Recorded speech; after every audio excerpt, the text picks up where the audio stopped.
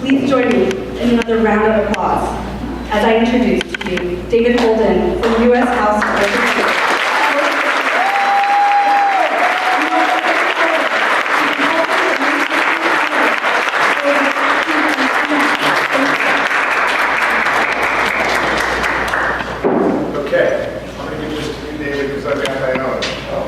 Welcome, everyone. Thank you so much for coming out tonight on a Friday night. That's a lot to ask, but I appreciate it. My name is David Holden, and I'm a Democrat running for Congress in the 19th District to replace Francis Rooney.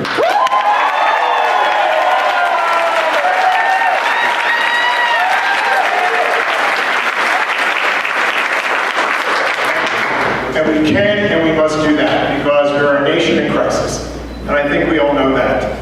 I'm not a politician, though I have some political experience. I did not expect to be running for Congress this year, but election night 2016, Streeter and I, my wife Streeter,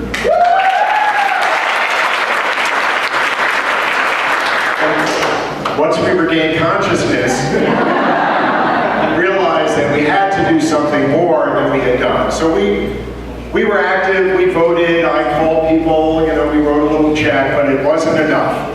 And we knew it was going to be bad, and it's worse, it's beyond our dreams of how bad it could be, and it's only going to continue to get worse. So the best crew of appointees that the Trump administration had are the ones heading out the door, and the next crew, as we can see, is the next tier down, and the next crew will be the next tier down, and on and on. So we have a real threat to the fundamental democracy that we have all grown up loving and supporting, and that we want to preserve for our children and our grandchildren. And that's at risk, and that's why I'm running for office. I don't want to take up too much time because I want to hear your questions, but here's how we can win this race, because people want to know that. We started this campaign in January of 2017 by going out and talking to Democrats and progressive groups and all sorts of community organizations. And many of the folks that we first met with are in this room tonight. If you look around, you'll see a lot of blue t-shirts, and you'll see on those shirts, for most people, a big white sticker. So that's the staff of Holden 2018, and you can see who they are and what jobs they're fulfilling. And virtually everybody is doing more than one job, because it's a grassroots campaign. At this point, we're not getting any formal support from the national party or the state party, though we expect that we will in the future get that. So we built this ourselves. And what started as an idea that took form for Streeter and myself and our family has become a movement across this district, and there are hundreds and hundreds of other campaigns who began election night 2016, where we're building what will be, we know now, a blue wave of Democrats elected to Congress.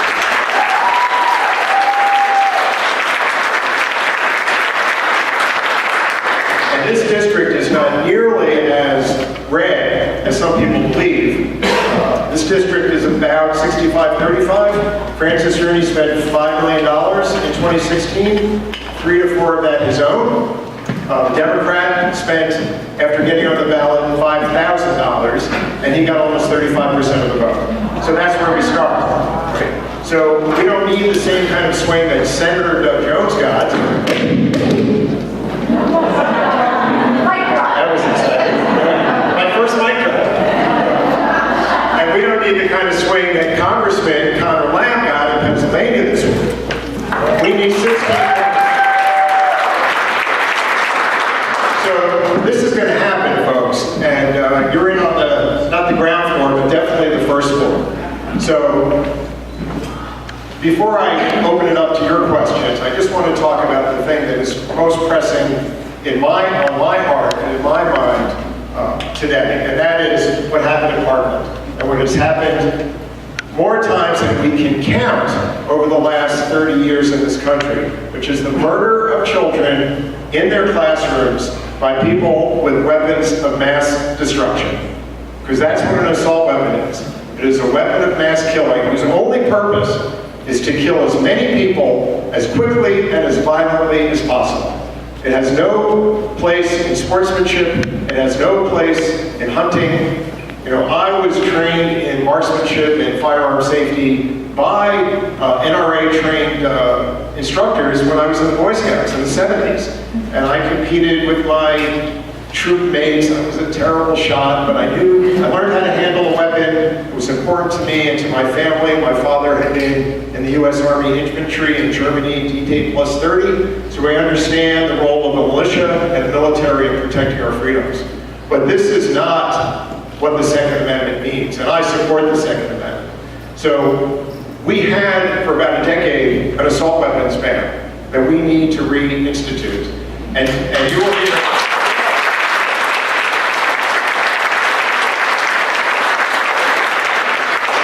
We've seen Francis Rooney's 7 points of his idea of gun safety.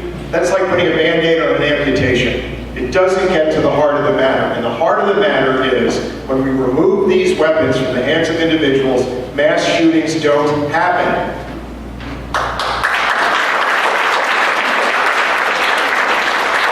I do not support turning our teachers into soldiers and our schools into fortresses.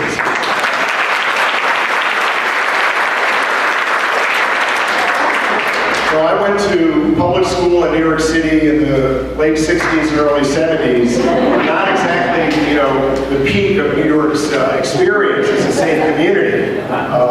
But there were no police guarding us. I never was concerned that somebody was going to come into my classroom and shoot me, my friends, and my teacher. And that is the kind of world that we have created for our young people today. And it doesn't have to be that way. For 25 years, we have allowed the gun manufacturers and their front men at the NRA dictate our policy. They have been the single most successful political movement in the last 25 years. And it's over. It's done.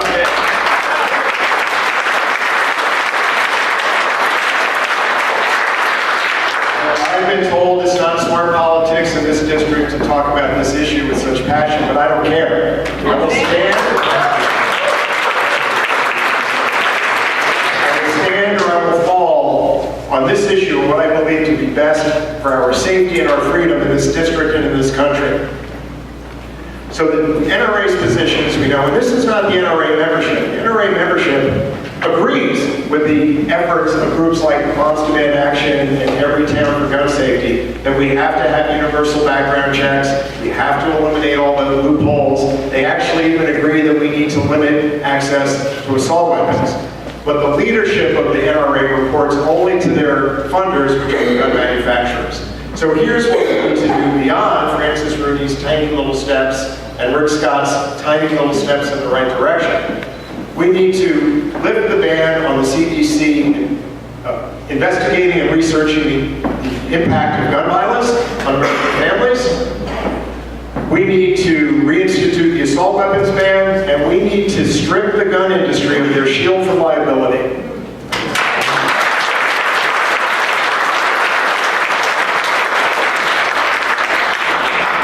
I don't know about you folks, but I would love to have a shield from liability. Life would be so much safer and simpler for me. But they're virtually the only industry in the United States that has such a shield.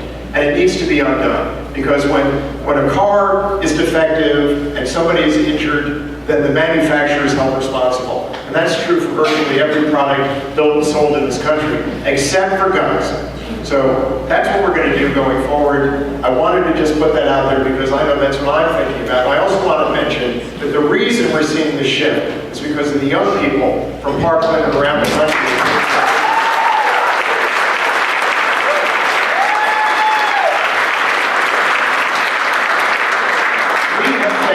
We have failed them. We have failed young people all around this country for years and years and years, and they're going to show us the way, and we're going to support their efforts. So I will be marching with them on the 24th, both in Naples and Fort Myers.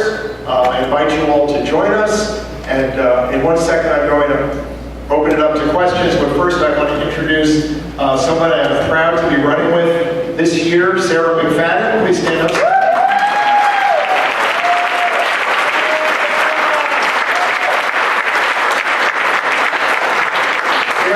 Part of a wave of Democrats running for office in Collier County and in Lee County. Sarah is running for the State House. We will have a full slate of Democrats running in the legislative races in Collier County for the first time in living memory.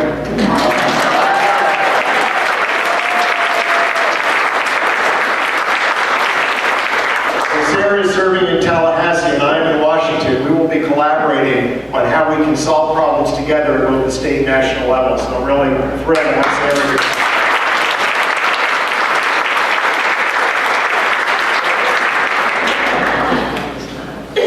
Okay, thank you, David. That was great. Just before we go into questions and answers, let me ask, how many people have been to a Francis Rooney town hall? Okay, so you know that with Francis Rooney, you write your question on a card, and then they can throw it away. We're not going to do that. We are going to take any and all questions and do it openly and not pre-screen them. But we do ask for a couple of guidelines. First off, please ask a question. Keep the question to 1 minute, and I'll be keeping time on my watch and let you know if it's getting long. 1 minute doesn't sound like a lot, but actually it's a very long time. The second thing is Francis Rooney doesn't allow a follow-up. So we like to keep it to one question follow-up depending on the answer if you have further information. I will select the questioners, and what I'll do is I'll go from my left to the right and then back again. We'll try and get everybody in up until our time is over. So with that in mind, let me ask, let's see a show of hands who wants to ask questions. All right, we'll start over here. Sir.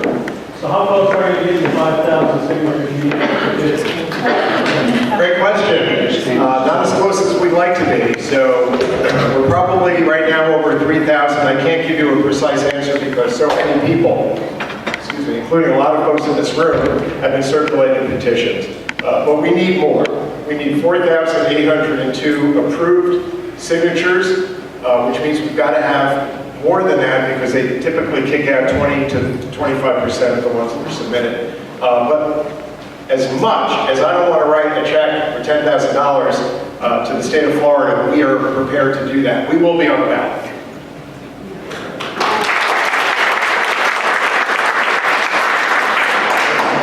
That lady in the back in blue.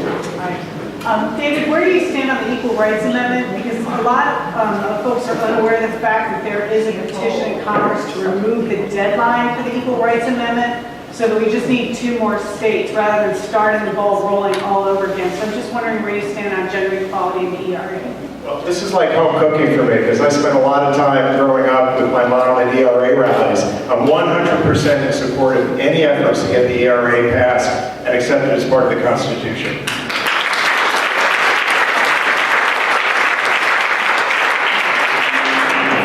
Okay, next question. This gentleman here. Seems to me to have a very balanced view on gun rights. And still, I thought I read that you're still a member of the NRA. No, I'm not a member. I was trained by and I'm not accepting any of her money either.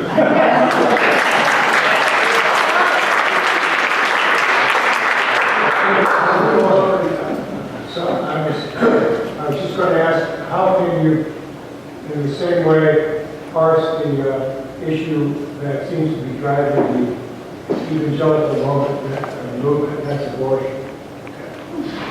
Before we get to that, let me just say, because I know Cindy Nair, my policy director, is in the back, is jumping up and down because I forgot to mention something, which is that I've just been named, as Sarah has been named, as candidates of distinction by Moms Command Action. So it's not an endorsement, but it's a recognition of our positions on reducing gun violence.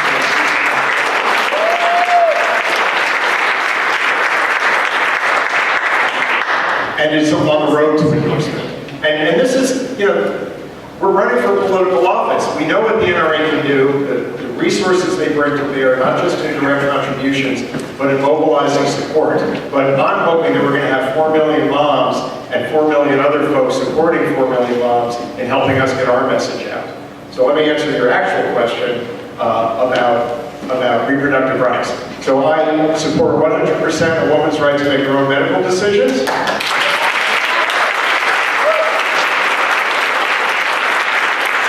And if you want to talk about reducing the already historically low rates of abortion in the United States, well, there's three things we should be talking about.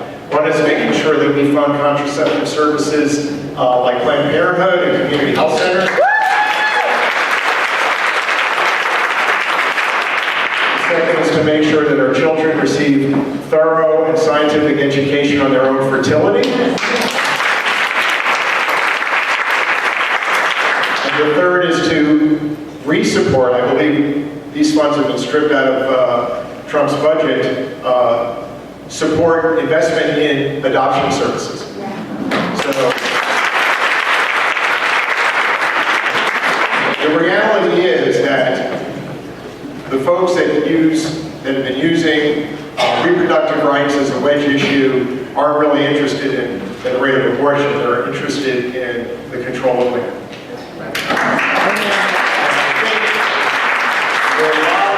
There are a lot of areas where I believe Democrats have failed nationally, and I don't think that's like a surprise to anybody. We see that every day. But we have allowed the Republicans to define the agenda for so long. We have not stood forthrightly for our values and our beliefs. And reproductive rights is one of those areas where I think we need to be much more forthright in what we believe and why we believe it.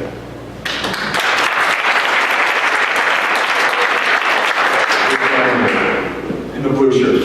Oh, thank you. David, my name is Michael Finkel. As we look at the election in Pennsylvania and the election in Georgia, it would appear that a lot of people, Alabama, sorry, a lot of people say it's different. Who voted in 2016 have come up and voted. Do we know, and then you're a young Democrat in the USA, hand here, who are the people that we need to get registered and out to vote? We know the young kids who are 18 and older are one group. Who else? Everyone who thinks like we do. Everyone who thinks that the country's on the wrong path. So we are registering voters actively. We're registering and we're re-registering students at FGCU to make sure that they're registered to vote in this district. So if you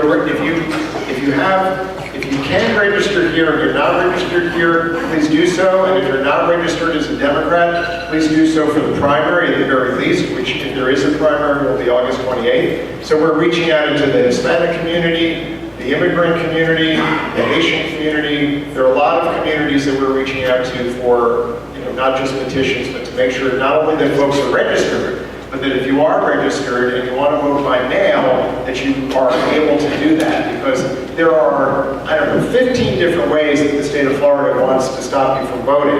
And one is, if you register for vote by mail, that's only good for 2 cycles, and then you've got to redo it. And even when you go on the site, a couple things like this, they ask you for the year, it says they want 4 digits, but it really only takes 2 digits. So you've got to be a little persistent. And you've also got to give them the address you want that ballot delivered to, because they won't forward the mail. So there are a lot of logistical pieces to make sure that our folks get out and vote, but we have an entire crew working on that and planning that going forward. Okay, I would just like to add, be sure to vote in the primary when it comes around in August. If you're not in town, be sure to vote absentee, and if you can vote early, they'll let us know when the early voting period starts. Vote early. Remember that the end of August is hurricane season, so you want to make sure your vote is in and that it's registered. Now the lady in black over here. Yes, can you tell me how you feel about DACA and what you will do to make it easier for those wonderful neighbors of ours to have better access to becoming citizens? Well, we need a clean bill. That's what we need. We made a promise to these terrific young people, and we're going to keep that promise. If we don't keep that promise, then we should hang our heads in shame as a people, because that was a promise guaranteed to them by the leadership of this country. The Dreamer program was started by George W. Bush. And DACA was Obama's implementation of protecting them, and we are going to keep that promise. And here, again, is where I believe the Democratic leadership in Washington has failed us. We had some leverage, and they let it go. So we're going to keep fighting that fight. We're not going to give up until we're done. So this is just a piece of the immigrant puzzle. We need comprehensive immigration reform, and it's happened before under the leadership of Ronald Reagan in 1986. Democrats and Republicans worked together. We were very close to a bill in 2013 until Marco Rubio decided to vote against his own legislation. A man of real backbone. So, you've got to, and this goes to, let me back up a little bit. So I'm not running as a representation of the Washington Democratic establishment because I don't think they have a clue as to where this country is and where it needs to go. And I'm certainly not running as a representation of the Republican establishment. I'm interested in the American agenda. So where are the issues that are critically important to us where we have to come together across party lines? We can't solve the problem with one party and the other being in power alone. We've proven that. I mean, the Affordable Care Act was a tremendous breakthrough, but it would have been a much stronger bill if the Republicans had any willingness to participate. So in order to get comprehensive immigration reform, in order to address the crisis in health care and in Social Security and Medicare and Medicaid, we have to work across party lines. And in fact, to win this election, there aren't enough Democrats in this district if everyone votes to elect me. I'm sorry to say, that's the way it is. So we have to persuade half of the independents and a section of Republicans that we have a message that resonates with them for their lives and that they believe we can offer some leadership to move this country forward. Okay. Somebody just informed me, and I want to tell you, voting for the primary, the early voting starts August 18th, goes to the 25th. So keep those dates in mind as soon as voting opens. Trust me, we will remind you. Now we got another question right here. In 2010, the Supreme Court handed down a decision that ended up equating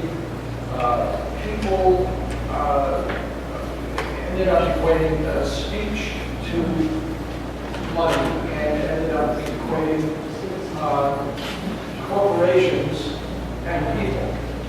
And I'm wondering, as a legislator, what do you think needs to be done to overturn that? Okay, if I can just repeat it for anybody who didn't hear, what needs to be done to overturn Citizens United? So, money is not speech. Speech is speech. Money is marketing. One of the worst Supreme Court decisions, certainly in my lifetime, was Citizens United.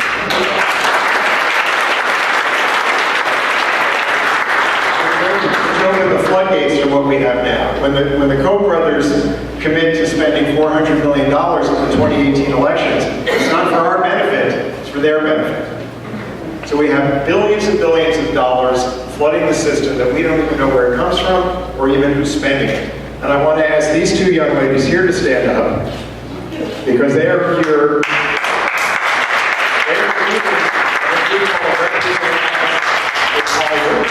And they are actively working to pass legislation that is under the rubric of the American Anti-Corruption Act. And the American Anti-Corruption Act, I urge you to look it up if you haven't already, is a series of legislative steps that we can take both nationally and locally to pull money out of the system. Because that's the underlying problem to the issue. That's the underlying cause of so many of our problems as a nation, which is the money flooding the system in two areas. It's not just the billions of dollars being spent on election campaigns, not this one. It's the billions of dollars being spent on lobbying and the transfer of billions of dollars from lobbyists to candidates. And the third piece of that is partisan gerrymandering. So congressmen should not be picking their own districts. Right? The districts, the voters are supposed to pick the legislators, not the other way around. And if you look at states like Iowa and California that have pulled the partisanship out of gerrymandering, they're getting better results. They're getting less extreme candidates, they're having more competitive congressional races and legislative races, and they're getting better results. So So yes, Congress can overturn Citizens United, Congress can overturn the parts of the Voting Rights Act that were overthrown by the Supreme Court. There's an awful lot of good things we can do if we have control of Congress. And this election is just the beginning. Right? This gets us halfway there. We win the House, then we have oversight on what the administration is doing. We can stop the rollback of so many critical environmental and financial protections. I mean, in 2008 wasn't that long ago. They're going to gut Dodd-Frank. Right? They're going to gut it, and we know exactly what's going to happen. Boom. So we win the House, we can put a stop to it. But we have to elect a Democrat president. Right. Because we're not going to get rid of it. And if we do, there's Mike Pence. Not exactly a comfort to me. Okay, this gentleman here in the church. Good to meet you. You mentioned your lack of aspiration for the democratic establishment. You speak up. Okay. Speak up. Here, I'll tell you what. You mentioned your lack of admiration for the Democratic establishment in Washington. I think, ideologically and otherwise, there's a lot to agree with. And there's a growing progressive movement. It's not even a wing of the Democratic Party, some part of it isn't. And I happen to be part of it. But what I don't want to see is the regime on the other side of the aisle, which is the worst that I have ever seen in my life, and I've been around for a while, and their president, who I think is a danger to the planet, not only our country, continue to wreak havoc and do harm. So my question is this. It's two parts. Do you see a chasm that I see in the Democratic Party with respect to progressives and those that are more moderate or conservative or establishment? And if you do, what are your plans to unite the party so that we can get every single Democrat out there to figure out what's in power now? So it's a good question. Is there a chasm in the Democratic Party, and what can we do to bring the party together? I don't think it's a chasm. I think it's more of a gap. But I also think that the progressive movement, and I consider myself a moderate progressive. What the establishment has done has clearly failed. So the fact that there's so much new energy, that people are turning out to vote in numbers that Democrats just never vote in off-year elections, we have to listen to that energy, we have to listen to those voices, and these voices are demanding that the government become our servant and not our master, and that there be some balance between raw, red capitalism and the needs of working people and working families. I mean, downward lives and generations in industries that are no longer successful. There needs to be money invested in retraining and re-education, and we need to support those communities in that transition. And we have utterly failed to do that. And that's why Donald Trump won Pennsylvania and Wisconsin and Ohio and Michigan. Because we left those people alone. Okay, we have a question in the very back of the room over there. The gentleman in the white shirt. And I'll repeat it if we can't hear it. Well, I'll speak loud. Donald Trump is doing you a favor, and I believe that he will help you ride the storm to a win for the Democratic Party. So I just want to ask, how will you bring that message home to this community here in River Park? Thank you. So, River Park, historically, the center of the African-American community, after they got bumped out of better property over generations.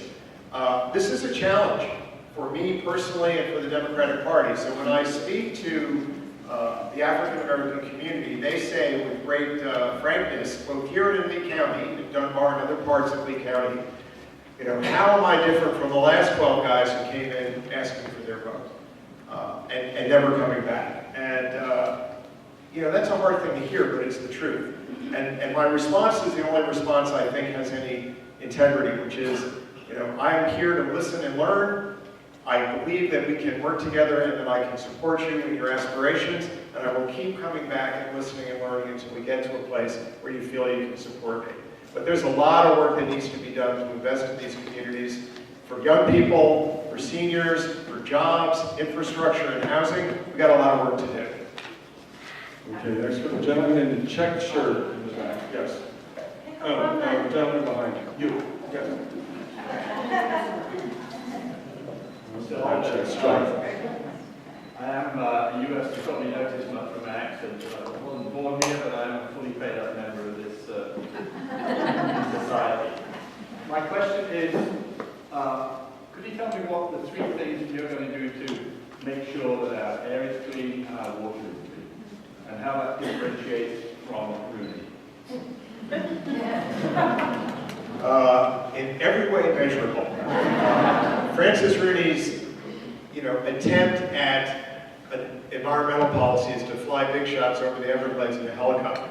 And if you go to his website, it looks like this guy has hugged every tree he's ever seen. Lots of green and him in front of a fake shot. But he's voted consistently to repeal environmental protections. He is part of a party that pretends that climate change is a hoax. They've stripped authority from the EPA and other oversight organizations. So, you know, in this district, as far as I know, there's no Planet B, so I don't know where he plans to go if we ruin this one. But clean water, clean air in this district that runs entirely along the Gulf Coast, making sure that offshore drilling never happens.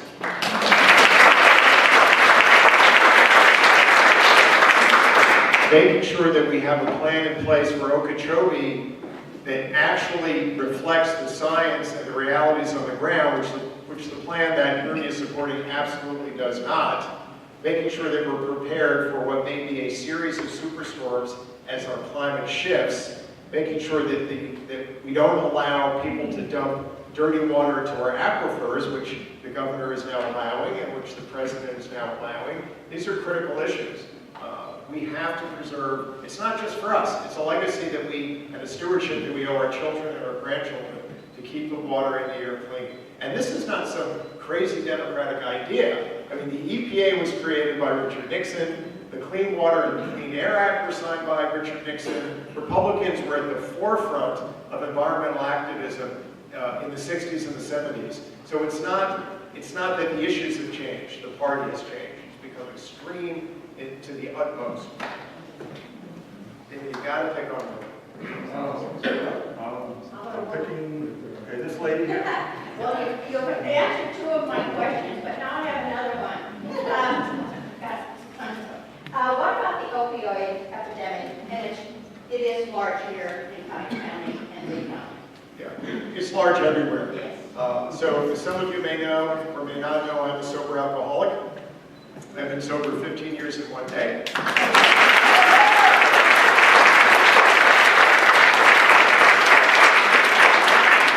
And as you can imagine, if any of you have experienced that in your families or people you care for or work with, you know how difficult that journey is down and how painful to the person who is suffering and those around him, and how difficult the journey back is. I was fortunate. I had family when I was finally willing to get help who were there to help me.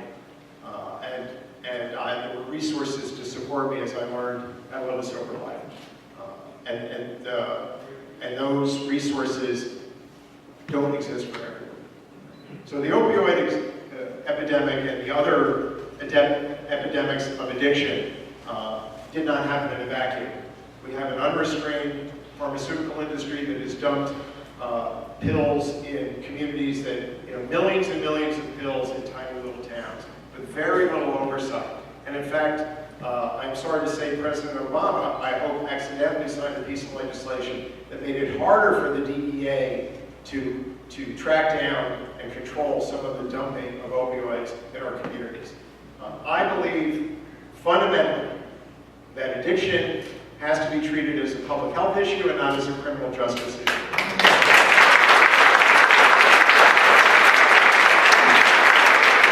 The largest mental health provider in the United States is the prison system. We can do better than that. We haven't touched on mass incarceration. We haven't touched about the school-to-prison pipeline. But the level of incarceration is driven partly by private prisons, and I absolutely oppose private prisons. There are some things that are and must remain the responsibility of our government to do, and incarceration is one of those. So that's created part of the problem, because when you've got a contract to fill beds, those beds get filled. But I think something like 80% of nonviolent offenders in our prison system are there for some form of drug-related offense. And it's a colossal waste of resources, and it's a colossal waste of life. It's an enormous problem. When the president declared that the opioid epidemic was a public health crisis, he pledged $57,000 in new money to combat it. They just don't care.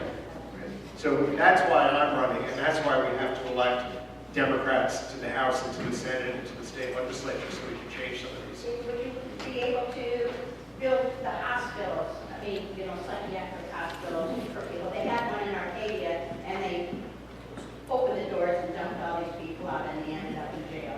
So yeah. That's the other thing that we need. I have some experience in this. So right now, my wife and I are business partners. We have a financial planning practice. But my real love is policy. And before we moved here full time, I was deputy director of an organization in California that was a consortium of 35 nonprofit mental health providers. And the model, which is called social rehabilitation, is in the old days, and still quite a bit today, there are people who experience mental health challenges aren't always symptomatic. And what typically happens when someone has a crisis, they're hospitalized, they lose housing, they may lose jobs, family relationships are frayed, social fabric is torn, and then they're kind of helped, and then they're booted out, and then the process, they've got to find housing, they've got to find support, and the process starts all over again. What social rehabilitation says is, we want to make sure that we build supports around people who experience mental health issues, so that they don't lose housing, that they don't lose family, that they don't lose employment, and that they are treated, if they need to be treated in a residential facility, it is the shortest amount of time and the least intervention possible. And that's not just a wonderful model for mental health care, it's a wonderful model for all health care. So we need to be investing in community-based services for health care across the board, especially for mental health. The gentleman in the blue sweater. Klaus Voss. I would like to make a comment in reference to the rift in the Democratic Party. You made a very uplifting and encouraging progressive statement in your bio when you said, "We are waging a grassroots effort to build a new Democratic Party that reflects our values and priorities." I received an email from Jim Zarkey, who is a board member on our revolution and also worked on the Unity Reform Commission with the DNC. And he says, and they have worked to strengthen the voice of the party's grassroots. And he said in an email that he sent to me last week, "This weekend, the DNC Rules and Bylaws Committee watered down our agreed upon much-needed reforms that would open our party to independent voters and level the playing field for progressive candidates, I may add, the one that you are." Okay, and can you give us your question? My question, what do you think needs to happen that we achieve this necessary change, and how do we avoid that the Democratic Party does not become its own worst enemy, possibly jeopardizing? Okay, thank you very much. So, yeah, it's a great question, and it's a real challenging issue, and since they seem to have no interest in helping my campaign, I can tell the truth. Which is, I think they're so out of touch with what's happening. I don't know if any of you know that in the Texas primary, where for the first time in I think, 20 years or more, there will be a Democrat running in each congressional district in Texas. They attacked one of the Democrats running because they thought they were too progressive. So the Democratic National Party has been picking winners, and I use the term loosely, in congressional races because they're providing the funding. So it goes back to the issue of money, right? The Democrats are as trapped as the Republicans by the money system. So, you know, they need money from big corporations and big donors in order to support themselves, and they are in a bubble that says we can only have a very narrow range of opinion in order to elect Democrats. And it's just not true. It's just not true. Doug Jones ran as a strong progressive, and he won in Alabama. Right? So I don't think, and you know, this is the great thing about running for office. You find out on a date certain whether you were wrong or whether you were right. I believe that people are so hungry for new leadership that if they believe that the person who is asking for their support is authentic and has some integrity and is willing to listen, that we don't have to agree on each and every issue, but that we can find common ground. Because, you know, Francis Rooney represents Francis Rooney and nobody else and his friends. And he is, does anybody in this room think Francis Rooney would be in Congress if he weren't a billionaire? No. So that's the problem. Right? I mean, he saw something his friends had, so he bought one for himself. Good for him. But if he wasn't able to spend $4 million of his own money, we'd have a different congressperson today, and I think a better one. So I think that the wave of new Democrats who are elected to the House have to insist on new leadership. I think Nancy Pelosi has been a terrific leader. Right? The average age of the leadership of the Democrats in the House is like 117. I'm not a kid, I'm 58, but I can dance around those guys all night long. And the Republicans have weaponized her. Right? I promise you will see commercials about my close friendship with Nancy Pelosi. And is that fair? It absolutely is not. But she's been leader for a very long time, and we have to have new leadership to inspire our own party and to attract the rest of the country to give us a chance to lead.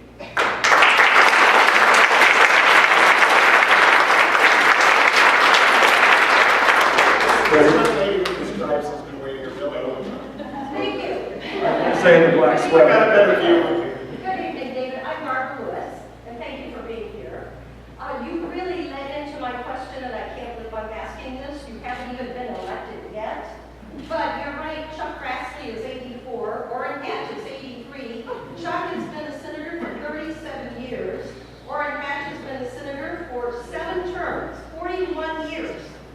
So where do you stand on term limits?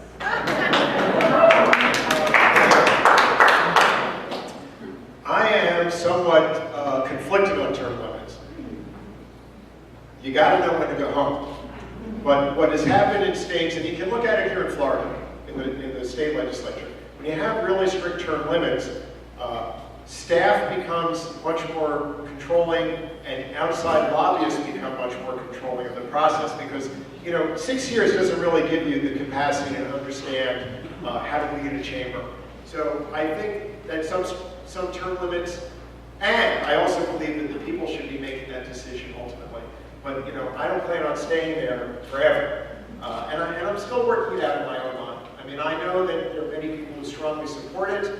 I don't strongly oppose it, but I have concerns because of the knock-on consequences of term limits. But 36 years is way too long. Well, what is your idea of how long a person should stay in office? 8 to 10 years? I think that's, you know, if you haven't done it in 10 years, you're not going to do it. Gentleman in the white shirt in the back. When I touched on Social Security, we had George Bush take money out of Social Security, have the Republican Party privatize it, so money managers can make their fair share.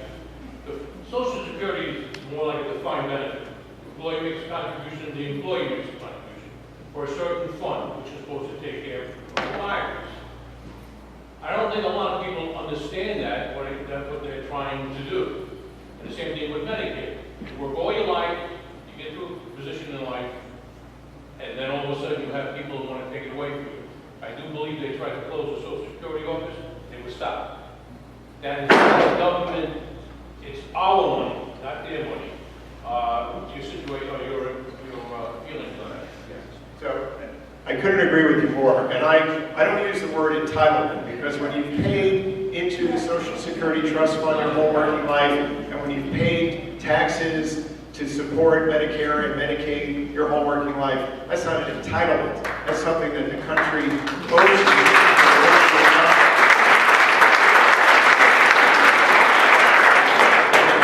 I would support expanding those programs.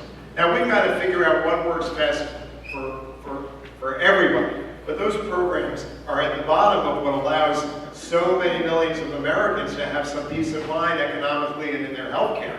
And we must support them. And that is something we know the Republicans are going to be attacking.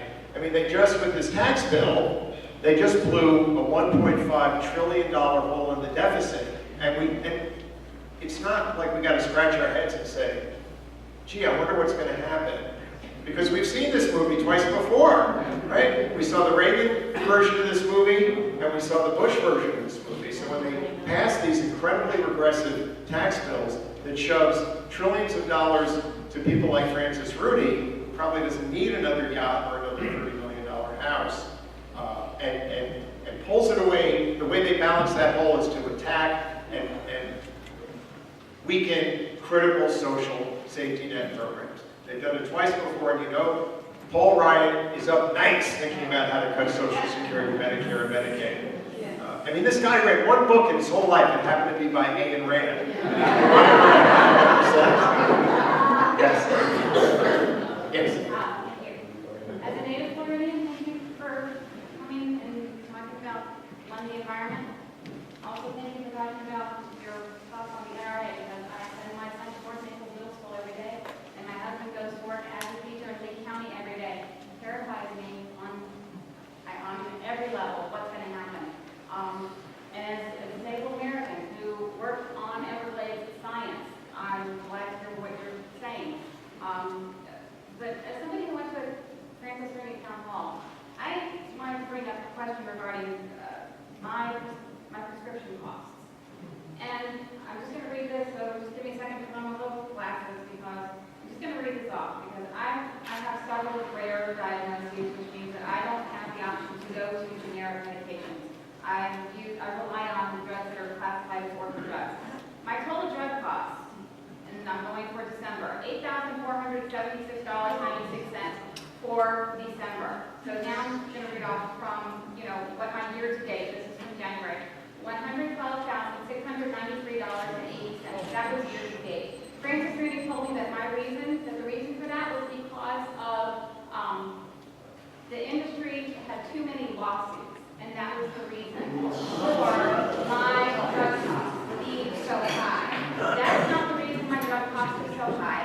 And I would love to see there be real legislation moving forward on making drug costs a little more reasonable. I have diagnoses that I can guarantee nobody else in this room has.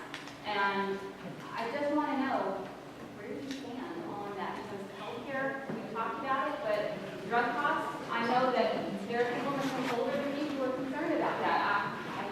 I don't know what's going to happen in 30 years, but I'd love to know where you stand on that. Great, thank you. So the technical term for Francis Rudy's answer to you was crapola. Yeah.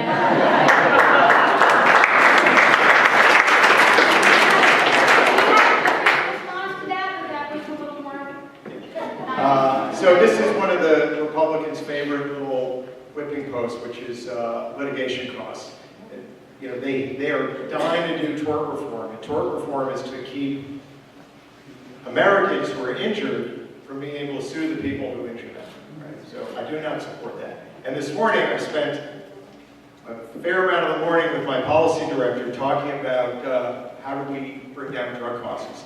So one of the problems is that when they passed Medicare Part D, the Republicans put in a piece that did not forbid the government from negotiating drug prices. But when the government does negotiate drug prices in a range of areas, and we need to do that across the board. I mean, in the richest country in the history of the earth, quality health care should be the right of every American.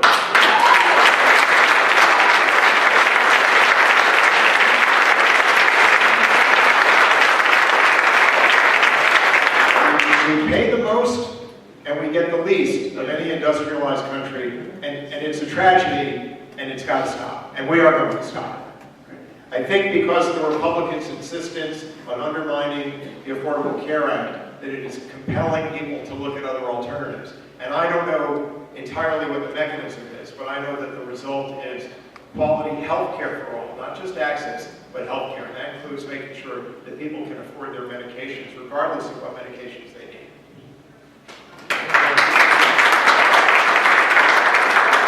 The lady in the white top. And I think this may be the last question or two, because we're already a little bit over time. I just have a question. I'm from California as well, and I'm happy to be from California. But that has been my name since we moved here. Like, oh, you're from California, and love to be, love of Nancy Pelosi. I'm like, oh no, it's our story. But like, how do you feel about the $15 minimum wage? I think if you could live on that, here's the way to change everything. You're welcome, and I think that to say that it ends up worth it, you gotta earn $15 for college education, and that's ridiculous. Some people here are doing 2 or 3 jobs, just, Yeah, thank you. So I think it opens up a larger conversation, because, you know, people say, Republicans say, you know, why aren't these communities being more involved politically, and why aren't they, you know, taking better care of themselves? Well, when you've got to work 2 or 3 jobs to keep a roof over your head and food on the table, you know, you don't necessarily have a lot of energy left over at the end of the day to read to your kids or to get out and get involved in the community. So I think we must raise the minimum wage. People should be earning a living wage for doing that job. I will share my own experience in this area. When I was in high school, many years ago, 1976, I got the best after-school job in White Plains, New York, where I grew up. I was working in the hospital kitchen because it was a union shop, and I made $7.35 an hour. That translates today to over $35 an hour, and that happened to coincide with the period of extended unemployment for my dad. And so that money, which I wish looking back I'd handed over with a little more grace, kept us afloat. And so when we undermine unions, that's been happening for 35 years, with the complicity of the National Democratic Party, when unions win, working people win. Because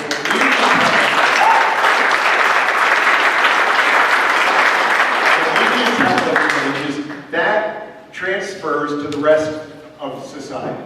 So unions are in terrible shape. We're going to get a terrible Supreme Court decision on public unions, but we have to keep fighting the fight. And raising the minimum wage is an essential part of restoring prosperity to working Americans. Okay. So David, you want to sum up? Yeah.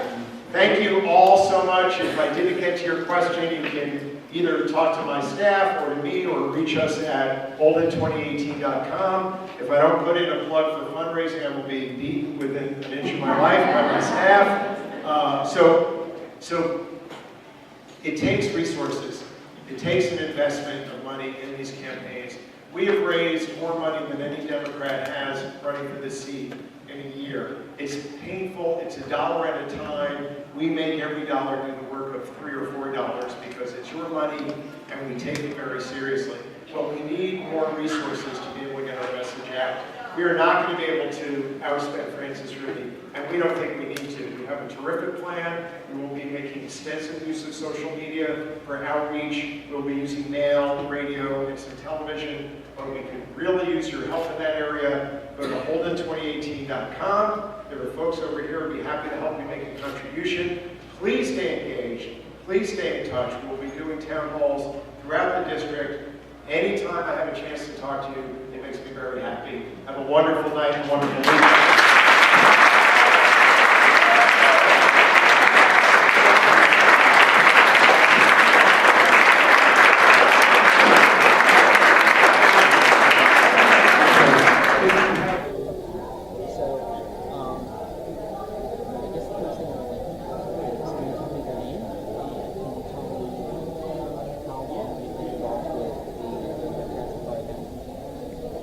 So So my name is Angela Cisneros, and I've been involved with the Collier County Young Democrats since they started, pretty much right after the election. And I'm now on the board of the Young Democrats. And do you want me to talk about like what we've been doing? Okay, cool. So it's kind of an experiment, right? Because we're trailblazers is the way that I see it. And we've done various things. We visited the FGCU and we network with college Dems on campus and also Lee County Young Dems. We believe in strength in numbers, right? So, and it's awesome also to hang out with people who are like-minded and share your values and are critical thinkers. So that's one thing that we've done is networked with other people who are already involved. We also believe that it's important to include culture, music, art when we reach out to our community, young people in our community. So we visited some of the local events like the Art and Poetry Networking event, downtown Fort Myers, Speak My Piece. There's also the Love Frequency or New Wave at Cabo Lounge in Bonita. And we just get together, invite other people, and go listen to local musicians, local bands, and really work it at the grassroots, right? And sometimes it is, I don't want to say surprising, but it's encouraging maybe to meet people out in these places, other young people, and discuss, what is important to us, what's going on politically, and where we stand on it. We also support a lot of the local organizations, human rights, social justice, environmental organizations that put programs together, rallies and such. We believe that's important to, keep ties in the community. Some of those organizations, the members are a little older, but they're young at heart, and that's the way that I see it. And they'll get together and cook, have potlucks and stuff. So we really believe in grassroots efforts, and so those are some of the things that we do. We've also canvassed neighborhoods, and we've been reaching out to high school students, and vice versa also, they've reached out to us. And hopefully, we can continue to grow those relationships. They're actually helping us with Twitter, so you'll be seeing us on Twitter soon. And yeah, we just believe in helping each other and strengthen numbers. Now, you said that you've been involved since the beginning of it, and that it was created right after the election. Was it created, do you believe, in response to Trump becoming president? Do you think, if not the sole reason, but a factor? Yes, it's definitely a factor. What we found is a lot of us got involved because of Bernie Sanders. Before I got involved with the Democrats here in Collier County, I did a lot of community service work in Naples, Southwest Florida, really. And it's not that I was apolitical, but it was just like too messy to talk about politics. We just focused on human rights, social justice. But then Bernie came along and he said, get involved. If you want to make a difference, get involved. Run for office. I'm not running for office, but this is like practice for some of us, right? And you don't have to run for office. You can learn how to manage a campaign. Get to know the people in the area who have the resources and who support you and who are like-minded as well. And so that's what we're doing here also, is networking with these people that are not necessarily young Democrats, but they want to support us. And I guess the next question I would ask is, what is the Collier County Young Democrats doing to, I guess, incentivize other young people to get more involved, or to be more politically active? If anything in particular, any particular strategies, events you guys hold, dialogue, things like that?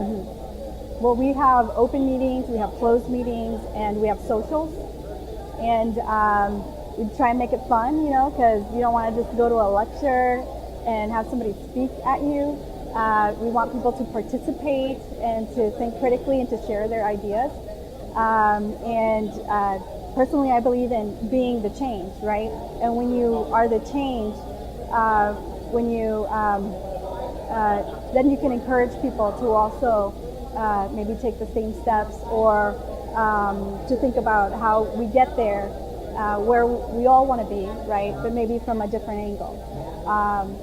So, you know, some people may be more into socializing, some people may be more into like reading books and sharing what they've learned, but we're kind of like a community, and we see it growing. Are there any events that are upcoming that you'd like to plug, or do you like to get out there? We just had a meeting yesterday, open meeting at Collier County Young Gems. And the next thing that we're doing, it's a social in Fort Myers, and it's going to be put on by Lee County Young Gems, actually. But we're encouraging everybody at FTCU, down here, FSW campuses also, to converge. And, you know, let's hang out, let's have a beer. Let's, the 28th of March, it's a Wednesday, but we'll be there 6 to 8. Awesome. Thank you very much. I really appreciate you being here. Thanks. Nice to meet you. Thank you very much. I really appreciate it. No problem. Right.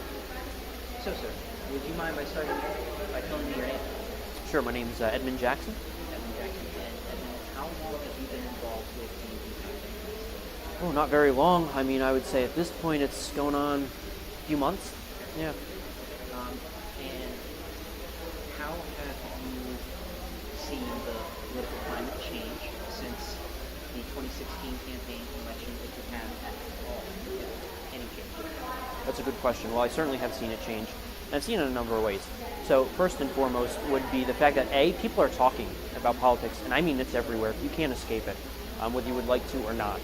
I'm not saying whether that's the best thing, but it's certainly a fact. It's everywhere. I think another thing is people are not just talking, but now they're choosing sides and getting involved. How are they getting involved? Well, that's kind of the second, point, third point. Grassroots movements, and people are registering to vote. People are taking things into their own hands. I think people are finally starting to realize, including myself, that we can't depend on other people anymore. We can't depend on people who have failed us time and time again, because essentially that's the definition of insanity. So if we don't do something, nobody else will. And I also see people who are starting different organizations. It's not just, let's be Democrats. Let's be environmentalists. Let's be people who are fighting corruption. So it's a multifaceted movement, not just through people who are young, but people who are old, people who have been more center-left, more progressive left. And on top of that, they're also organizing communities where we're coming together. So it's not just a small group here, a small group there. We're not just many anymore, we're one. And I think that wave, what people talk about, the blue wave of 2018, is not just a tagline, it's actually something that's very tangible and very real. And I've seen it with my own eyes. I also see it on the right, though, too, to be fair. I see people who are, again, putting their feet in the ground, whether it be for the right or the left. And I see them organizing as well. So that's what I've seen recently that I've never seen in my life, with the exception of maybe Occupy Wall Street. And it's kind of the last thing I really remember. I guess the next thing I'll ask you is, what strategies or things are the Young Democrats group doing to incentivize more young people to get politically involved and to get involved with their group and go to these rallies, go to these demonstrations, attend dialogues, and vote? Yeah, so that was a great point, because none of this matters, and I hate to say this, but none of this matters if you don't vote. Because if we don't vote, what's the point? Then essentially we're just, moaning and groaning. So I'm really glad that you asked that. What are we doing? We are organizing, and how are we organizing? First, we have meetings. Okay, that's the first thing. Now, how do we get the word out about those meetings? Social media is great, especially with younger people. Many millennials have some form of social media, and tend to be pretty well versed in it. Not all of them. You can ask my friends. I'm not so great. But another thing is when we organize with these meetings through social media, we have business cards as well. We have phones. We have multiple ways to contact each other. And then we use that to organize to go to rallies, protests. When those people come, often, if not through social media, through word of mouth. It's old, but it works. Then what do we do in order to get people to vote? We have voting tables right there and then, because there's no better time to get somebody to vote when A, they've already shown up, so we know they're serious. B, we can help them out right then and there with people who actually know what they're doing. This way you're not fumbling online, or you're going to someone who doesn't really know what they're talking about. These are people who've done this many times and will continue to do it for a long time. And then I think also starting a conversation and bringing more people who are not politically active to be politically active, because, the blunt fact being in a red state is we can't be in denial. We're not the majority when it comes to grassroots, progressives, Democrats, even though it's getting bigger. So we have to get the moderates and maybe some of the Republicans who we can agree with and reach across the aisle with, bring them over to us as well. And I think the other thing is we also maybe have to listen to the other side a little bit more. And I guess last thing I'd like to ask is, there any plugs you'd like to put in any Facebook pages, Twitter accounts, things you'd like to get your name out there? Yeah, I guess there's a couple of pages that I'd like to recommend, a few actually. So one would be the People's Freedom Defenders of Southwest Florida. That is a grassroots movement that I helped form, and Devin Carver is our leader.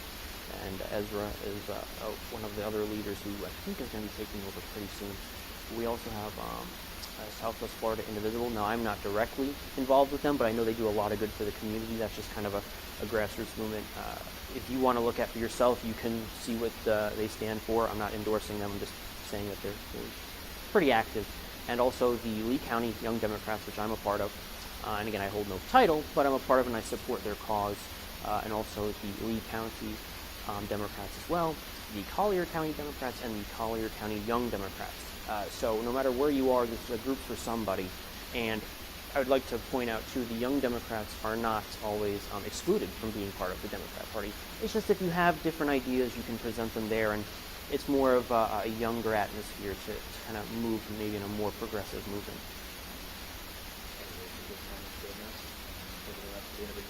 Thank you, sir. I appreciate it.